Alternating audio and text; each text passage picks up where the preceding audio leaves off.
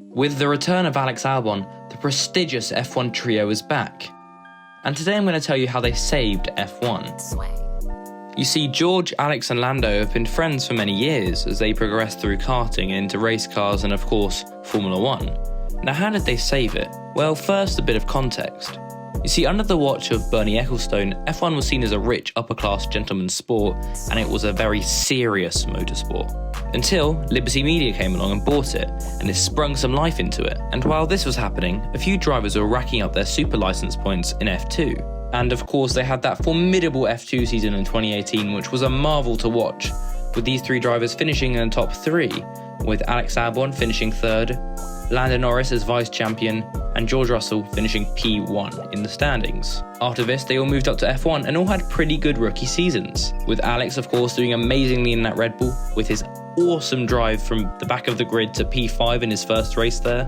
Lando was holding his own in the McLaren against Carlos Sainz, who was a pretty experienced driver, and Russell out-qualifying Kubica pretty much all the time. And then we went into lockdown. This meant that the F1 season was delayed by a few months, and we were all bored at home along with the drivers, which caused them to start streaming on Twitch. This resulted in some extremely funny and memorable moments, and this trio of rookies, along with Charles Leclerc, made F1 more open by having people be able to directly talk and see into the drivers' lives. This made fans feel like they have a direct connection with the drivers, and make them feel like they knew each other as friends, which previously wasn't really allowed under the reign of Bernie Ecclestone. This was also an unfiltered way of seeing the drivers, with them not being controlled and prepped on what to say by their managers. While these three were laughing it up on stream, it caused other drivers, like Max, to open up a bit. Verstappen's perception of being stubborn and annoying had changed to being likeable and actually quite funny while he was streaming. By George, Lando and Alex doing this, it may have influenced F1 itself, by their channel now making like meme compilation videos and playing games, whereas before the F1 YouTube channel was actually quite boring. Now we have funny team radio compilations, Grill the Grid and studio sessions, and a lot more. If you enjoyed the video this far, please do consider subscribing. It's free, only takes a few seconds, and you can always unsubscribe later if you want. My goal with this channel is to build the best F1 community there is, so if you want to help me do that, leave a like. Thanks. Now let's talk about how I think they could shape the future of F1. First, Lando Norris. In my opinion, he will be the most influential out of these three drivers. The fact that he is starting to show his true potential with his 4 podiums and first pole in 2021, and of course was 3rd in the championship for the first half of the season.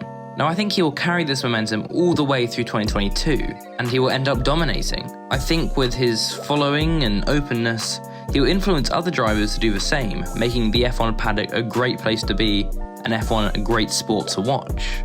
Now, onto Alexander Albon. Now, I do think that Alex will take a few races to ease back into F1, but after that, I think he could be the future of Williams. We've seen how he performed in the Red Bull in 2019, and we can try to ignore how he performed in 2020. I think with Williams being a less pressurizing environment, he'll really perform there. I also like how softly spoken he is, but he also knows how to have a laugh, which I think is really relatable and is a great person to have in the F1 paddock. Finally, there's George Russell.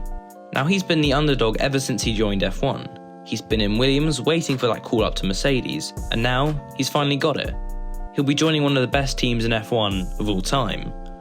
I also think he'll do extremely well in Mercedes, but I'm also, as Gunter would say, cautiously optimistic. You see, I think we might be setting our expectations a bit too high for him. I mean, yes, he performed incredibly well in Sakira in 2020, but what if that was just a one-off? Maybe he'll fail completely, but I hope he doesn't. So I want to hear what you guys think about how well George will do in that Mercedes.